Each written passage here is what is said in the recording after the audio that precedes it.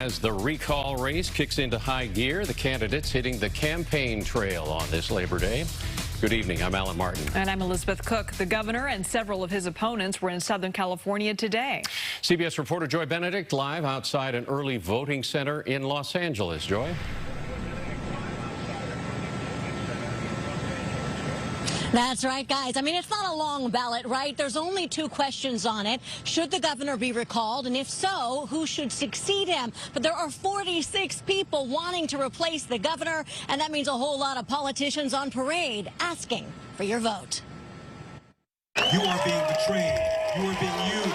You're being manipulated. The gauntlets were thrown, the campaign's clear. With 8 days left in the recall election, there was no holiday for those fighting to be California's governor. Polls show that black and brown parents want choice in education. Larry Elder held a rally in Thousand Oaks this afternoon, preaching education failures, outrageous home prices, and a loss of local businesses to the state. More businesses have left California so far this year than all of last year. They are leaving, and they're citing the cost of living, high taxes, and excessive regulations. In Oxnard, gubernatorial hopeful Caitlyn toured an onion processing plant. Agricultural business is such a large business in California. It is a vital part of our economy, and they can't get water.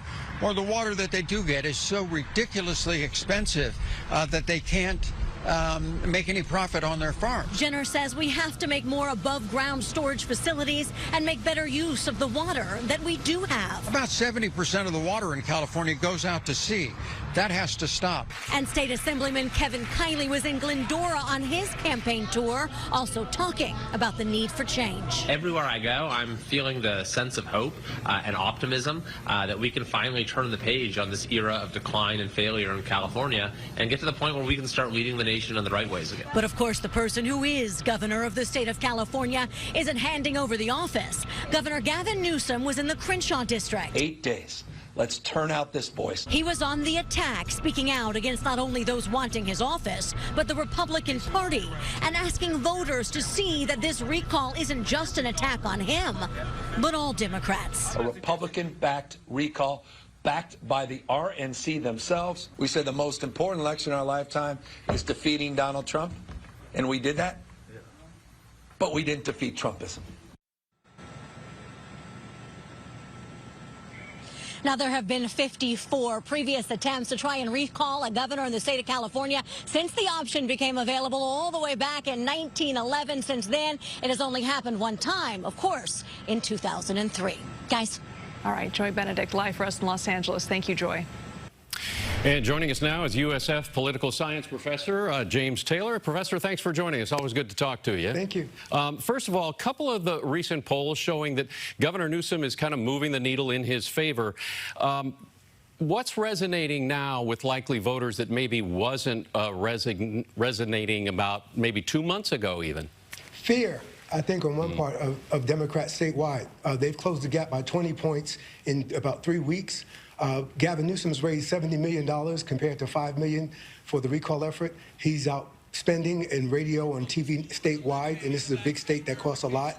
I think Democrats have sort of awakened, and the gap between Republicans and Democrats in the state in terms of enthusiasm has been erased, and Democrats are now outperforming Republicans in their earliest returning votes.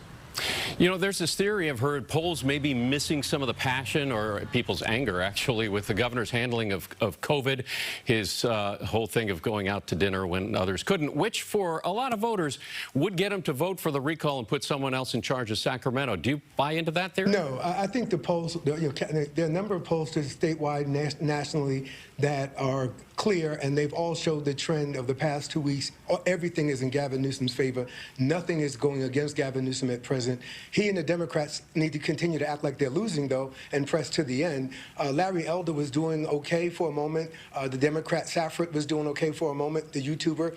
But right away, Gavin Newsom just had a great August campaign, and that's what worked for him. I think Elizabeth Warren had a major effect. And this week you have Kamala Harris coming, and you have Joe Biden talking about coming. And on the other side, you have 0 national Republicans. Even Kevin McCarthy can't campaign and move California voters. So everything, the jobs reports, economic reports, everything that Gavin Newsom could want and his campaign could want to happen is happening at the right time.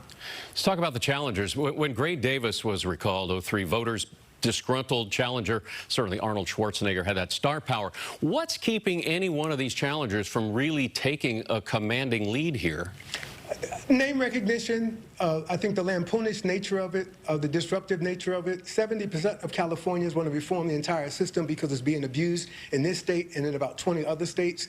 We see Chester Boudin here, down in L.A., Gascon is being recalled, and these are by Democrats. So Democrats are recalling Democrats at the local level, and statewide in 19 states we have had efforts in Colorado, Oregon, Washington. So this is a way where the weaker parties locally will use new mechanisms. The internet has a lot to do with this because social media and the ability to get a crowd is much more viable now than ever before. So that's the effect as to why recalls are more common now than in the past 80 years. Okay, let's talk about the reform of the process. Some say it is too easy to get the recall on the ballot. They certainly are expensive. I think I saw $276 million on this one. Why wouldn't the legislature take up reforming the process? Well, I think that's going to be the backfire of this. I think that's actually going to be the outcome, is Republicans statewide will lose out because they put the state through this, $300 million approaching, and that, I think, is going to be resented because we have to have another election next year, right, and that's going to cost. So I think there's going to be a bit of resentment around that $270 million that was forced upon the state. We'll be watching. Just over a week to go. Professor Taylor, thanks so much. Thank you.